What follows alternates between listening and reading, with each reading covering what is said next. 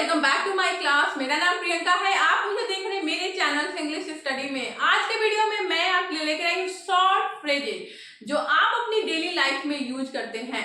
अगर आप अपने इंग्लिश की फ्लुएंसी बढ़ाना चाहते हैं या आप बिना ग्रामर सीखे इंग्लिश बोलना चाहते हैं तो ये शॉर्ट फ्रेजेज आपके बहुत काम आने वाले हैं। जैसे आप जब भी किसी को थैंक यू या सॉरी बोलते हैं तो क्या उन्हें बोलने से पहले आप ग्रामर के बारे में सोचते हैं? आप बिल्कुल भी नहीं सोचते, क्योंकि आपको पता है कि जब भी हमें सॉरी कहना है, जब भी हमें किसी से माफी मांगना है तो हमें सॉरी बोलना है, जब भी हमें किसी का धन्यवाद करना है तो थैंक यू बोलना है। तो ये क्या है? ये फ्रेज ही तो है।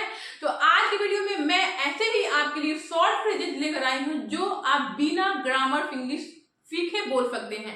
Without wasting time let's get started the video. अगर वीडियो पसंद आएगी तो please like the video and subscribe my channel. तो पहला हमारा फ्रेज है आई नो। आई नो का मतलब है मैं जानता हूँ या मुझे पता है। जब भी आप कहना चाहते हैं कि मैं जानता हूँ या मुझे पता है तो आप उसे इंग्लिश में बोलेंगे आई नो। तो आप फ्रेज का यूज करेंगे आई नो। इसका आप यूज तब करेंगे जैसे आपसे कोई पूछे क्या तुम्हें पता है उसका नाम क्या है, तो आप कह सकते हैं आई नो, मैं जानता हूँ उसका नाम क्या है, आई नो। तो जब भी आपको कहना हो कि मुझे पता है या मैं जानता हूँ तो आप बोल सकते हैं आई नो। ओके। एंड अगला फ्रेज है हमारा I don't know. I don't know का मतलब है मैं नहीं जानता या मुझे नहीं पता। जैसे आपसे कोई पूछे कि तुम्हें पता है कि मेरी चाबी कहाँ है, या क्या तुम्हें पता है कि ये जगह कहाँ पे है, या क्या तुम्हें पता है कि इस काम को कैसे करते हैं, तो आप कहना चाहते हैं कि मुझे नहीं पता, तो आप उसे इंग्लिश में बोल सकते हैं। आप फ्रेज का यूज कर सकते हैं। आप कह सकते हैं आई डोंट नो, मुझे नहीं पता या मैं नहीं जानता। ओके। एंड नेक्स्ट है हमारा phrase I agree. I agree का मतलब होता है मैं सहमत हूँ। इसका आप यूज तब करेंगे जब आप किसी के डिसीजन से या किसी की बातों से आप सहमत हैं, आपको लगे कि हाँ शायद कोई किसी काम को सही कर रहा है या उसने जो भी कहा उसने सही कहा, मैं उससे सहमत हूँ, तो आप उसे इंग्लिश में बोल सकते हैं। आप इस फ्रेज का यूज कर सकते हैं। आप कह सकते हैं आई एग्री, मैं सहमत हूँ। ओके। एंड नेक्स्ट है हमारा I don't agree. I don't agree का मतलब है कि मैं सहमत नहीं हूँ। इसका यूज आप तब करेंगे जब आप किसी की बातों से या किसी के फैसले से सहमत नहीं है और आपको लग रहा है कि वो जो भी कर रहा है वो गलत कर रहा है, या उसने जो भी कहा सही नहीं कहा, उसने जो भी कहा गलत कहा, उसे ऐसा नहीं कहना चाहिए था, मैं उससे सहमत नहीं हूँ। तो आप इस फ्रेज का यूज कर सकते हैं। आप कह सकते हैं आई डोंट एग्री, मैं सहमत नहीं हूँ। ओके। और हमारा अगला फ्रेज है नेक्स्ट टाइम। नेक्स्ट टाइम का मतलब है अगली बार। अगली बार इसका यूज आप तब करेंगे जैसे आपका फ्रेंड्स आपको इनवाइट करता है। जैसे आपसे कोई पूछे कि क्या तुम मूवी देखने चलोगे कल, या आपसे कोई पूछे क्या तुम डिनर करने मेरे साथ चल रहे हो, तो आप कह सकते हैं नेक्स्ट टाइम, सॉरी मैं बिजी हूँ, नेक्स्ट टाइम, अगली बार, तो आप कह सकते हैं नेक्स्ट टाइम। ओके। नेक्स्ट है सिंस व्हेन। सिंस व्हेन का मतलब है कब से। इसका यूज, इस फ्रेज का यूज आप तब करेंगे जब भी आपको पूछना किसी से कि कब से। जैसे आप किसी से पूछ रहे हैं यार तुमने कब से इंग्लिश सीखना स्टार्ट कर दिया, या जैसे अपने फ्रेंड से पूछना चाहते हैं तुमने कब से योगा करना स्टार्ट कर दिया, तो कब से, since when, since when. Okay. And next है व्हाट टाइम। व्हाट टाइम का मतलब है किस समय। इसका मतलब है कि किस समय। तो इस फ्रेज का यूज आप तब करेंगे जब आपको पूछना है किस समय। जैसे आपसे कोई कहे कि मूवी पे एक टीवी पे एक अच्छी मूवी आने वाली है, तो आप पूछना चाहते हैं किस समय, व्हाट टाइम। या आपसे कोई पूछे कि तुम पार्टी में आ रहे हो ना, तो आप पूछना चाहते हैं किस समय, व्हाट टाइम, कब आना है, व्हाट टाइम, किस समय। ओके। तो आप कह सकते हैं व्हाट टाइम। ओके। नेक्स्ट है कांट से। हमारा अगला फ्रेज है कांट से। इसका मतलब है कुछ कह नहीं सकता। जैसे आपसे कोई पूछे क्या तुम्हें पता है कि रिया आ रही है, तो आप कह सकते हैं कांट से, कुछ कह नहीं सकता, वो आएगी या नहीं आएगी। जैसे आपसे कोई पूछे कि क्या तुम पार्टी में आ रहे हो, तुम्हारी मम्मी तुम्हें आने देंगी ना, तुम कह सकते, आप जैसे कहना चाहते हैं यार कुछ कह नहीं सकता, पता नहीं मम्मी आने देगी या नहीं आने देगी, तो आप कह सकते हैं कांट से, कुछ कह नहीं सकता कि मम्मी क्या कहेगी। ओके। तो कांट से। और हमारा अगला फ्रेज है not at all. Not at all का मतलब है बिल्कुल भी नहीं। जैसे आपसे कोई पूछे क्या मैं तुम्हारा फोन यूज कर सकता हूँ, क्या मैं तुम्हारा फोन देख सकता हूँ, तो आप कहना चाहते हैं कि बिल्कुल भी नहीं, तो आप कह सकते हैं नॉट एट ऑल। तो आप फ्रेज का यूज कर सकते हैं। आप कह सकते हैं नॉट एट ऑल, बिल्कुल भी नहीं। ओके।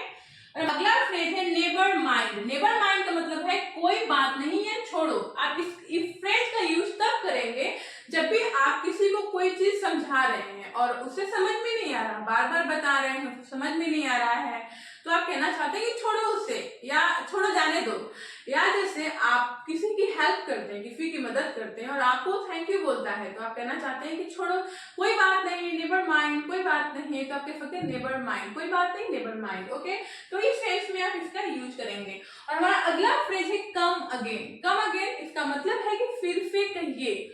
जैसे आप किसी से बात कर रहे हैं और आपको कुछ समझ में नहीं आया या आपको कुछ सुनाई नहीं दिया, तो आप अगले बंदे से बोलना चाहते हैं कि क्या आप इसे फिर से कह सकते हैं, या आपने जो भी कहा मुझे समझ में नहीं आया, तो आप कह सकते हैं कम अगेन, कम अगेन, फिर से कहिएगा, कम अगेन, आपने क्या कहा, कम अगेन। ओके, तो इस फ्रेज में आप इसका यूज कर सकते हैं। ओके, और हमारा अगला फ्रेज है एक्सक्यूज मी। एक्सक्यूज मी का मतलब है माफ कीजिएगा। आप इस फ्रेज का यूज तब करेंगे जब आप किसी का अटेंशन, किसी का ध्यान अपने ओर खींचना चाहते हैं। जैसे आप किसी भीड़ में हैं और आप वहां से पास होना चाहते हैं, आप वहां से जाना चाहते हैं, तो ऐसा तो है नहीं कि आप किसी को धक्का देके आगे निकल जाएंगे। तो आप क्या करते हैं, किसी का अटेंशन, किसी का ध्यान अपने ओर खींचते हैं। तो जैसे हम कहते हैं ना कि थोड़ा हटिएगा, तो आप बोल सकते हैं एक्सक्यूज मी, एक्सक्यूज मी। या जैसे किसी का पर्स नीचे गिर गया है, आप उनसे कहना चाहते हैं कि आपका पर्स नीचे गिर गया है, तो ऐसा है तो नहीं, आप उनको रोकेंगे, आप उनका अटेंशन अपनी तरफ लेंगे ना कि आपका पर्स, सुनिए आपका पर्स गिर गया है, तो आप बोलेंगे excuse me you dropped your wallet, आपका पर्स गिर गया है। तो एक्सक्यूज मी का यूज हम करते हैं जब भी हम किसी का अटेंशन अपनी ओर खींचना चाहते हैं, तो हम बोलेंगे एक्सक्यूज मी। ओके, और हमारा अगला फ्रेज है डू यू लाइक इट। इसका मतलब है क्या तुम्हें ये पसंद है। जैसे कोई चीज है और आप किसी से पूछ रहे हैं क्या तुम्हें ये पसंद है, तो आप पूछेंगे do you like it, do you like it. Okay, और नेक्स्ट हमारा फ्रेज है I like it. I like it का मतलब है कि मुझे ये पसंद है। जब भी आपको कहना, जैसे आपको कोई पूछे कि डू यू लाइक इट, क्या तुम्हें ये पसंद है, तो आप कहना चाहते हैं कि हाँ मुझे ये पसंद है, तो आप बोलेंगे I like it, I like it. Okay, और हमारा अगला फ्रेज है रियली। रियली का मतलब होता है सच में। जैसे आप किसी से बहुत ही सरप्राइज होकर पूछना चाहते हैं सच में उसने ऐसा कहा या सच में उसने ऐसा कर दिया, तो आप बोलेंगे रियली, सच में। तो जब भी आप सरप्राइज होकर पूछना चाहते हैं कोई चीज की सच में ऐसा हो गया, तो आप पूछेंगे रियली। ओके, एंड नेक्स्ट है दैट वन। दैट वन का मतलब होता है यह, वह वाला। जैसे आप कोई चीज मांग रहे हैं कि वो वाला दो, या आप किसी शॉप पे हैं, आप कोई चीज खरीद रहे हैं और आप शॉपकीपर को बोल रहे हैं कि वो वाला दिखाइए, तो बोलेंगे that one, that one. Okay, तो वो वाला दिखाइए या वो वाला दो, तो बोलेंगे दैट वन। एंड नेक्स्ट है हमारा phrase this one. This one का मतलब होता है यह वाला। जैसे आप कहना चाहते हैं कि ये वाला दो, तो बोलेंगे दिस वन, या वो वाला दिखाइए दैट वन। तो जब भी कोई चीज दूर है तो बोलेंगे दैट वन, पास है तो दिस वन, वो वाला दो दैट वन, ये वाला दो दिस वन। तो जब भी आपको कहना हो कि वो वाला या ये वाला, तो बोलेंगे दैट वन या दिस वन। ओके, एंड हमारा नेक्स्ट फ्रेज है हु नोज। हु नोज का मतलब होता है कौन जाने, कौन जाने। जैसे आपसे कोई पूछे कि यार तुम्हें पता है कि वो पार्टी में आ रही है, तो आप कह सकते हैं हु नोज, कौन जाने, मुझे नहीं पता, हु नोज, कौन जाने। ओके, एंड नेक्स्ट हमारा है try it out. Try it out का मतलब होता है खा के इसे देखो। जैसे आपने कोई चीज बनाया है और आप किसी को कहना चाहते हैं कि खा के देखो कैसा लग रहा है, तो बोलेंगे try it out, try it out, खा के देखो। ओके, अगला फ्रेज है नॉट एट। नॉट एट का मतलब होता है अभी नहीं। इसका यूज तब करेंगे जैसे आपसे कोई पूछे क्या तुमने अपना होमवर्क पूरा कर लिया, तो आप बोलना चाहते हैं अभी नहीं, तो आप इंग्लिश बोल सकते हैं नॉट एट। या आपसे कोई पूछे क्या तुमने अपना लंच पूरा खा के खत्म किया, तो आप कहना चाहते हैं कि अभी नहीं, तो आप बोलेंगे नॉट एट, तो आप इंग्लिश बोल सकते हैं नॉट एट। ओके, एंड हमारा अगला फ्रेज है आफ्टर यू। आफ्टर यू का मतलब होता है पहले आप। ओके, आप इसका यूज तब करेंगे जैसे आप कहीं जा रहे हैं और अचानक से कोई आगे से आ जाता है, तो आप कहना चाहते हैं कि पहले आप निकल जाइए, तो बोलेंगे आफ्टर यू, पहले आप निकल जाइए उसके बाद मैं चला जाऊंगा, तो बोलेंगे आफ्टर यू। ओके, आप बिफोर यू नहीं बोलेंगे, आप बोलेंगे आफ्टर यू।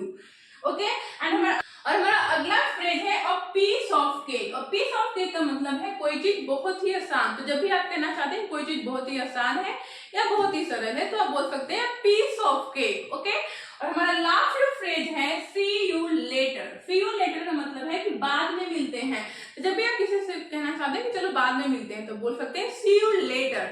अभी तक जितने भी मैंने आपको फ्रेजेस बताए हैं बहुत ही शॉर्ट हैं और बहुत ही इंपॉर्टेंट हैं, जो हम अपनी डेली लाइफ में यूज करते हैं। अगर आप बिना ग्रामर सीखे इंग्लिश बोलना चाहते हैं, तो ये शॉर्ट फ्रेजेस को याद करके अपनी कन्वर्सेशंस में यूज कर सकते हैं। अगर आपको वीडियो पसंद आई है तो please like the video, subscribe my channel. मिलते हैं नेक्स्ट वीडियो के साथ, तब तक के लिए बाय बाय।